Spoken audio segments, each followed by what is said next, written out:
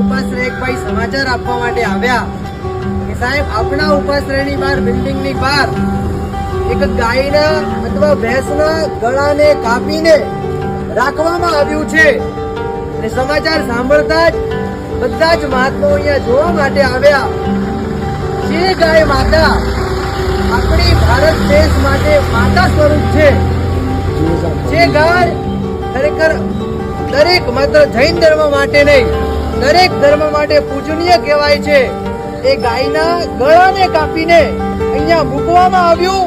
ખરેખર હૃદય અમારું હલી જાય છે.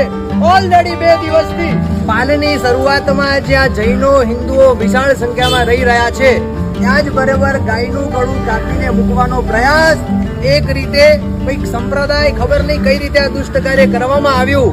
કોઈ પરંપરાને કોઈ વર્ગને ભડકાવવા માટેનું આ કૃત્ય કરવામાં આવ્યું છે તે ખરેખર કોઈ પણ રીતે સહન થાય એવું નથી. પહેલી તકે આના કડકમાં કડક પગલા લેવામાં આવે. સરકારને સૂચન કરો, પ્રશાસનને સૂચન કરો, આ કોઈ પણ રીતે સહન થાય તેવું નથી.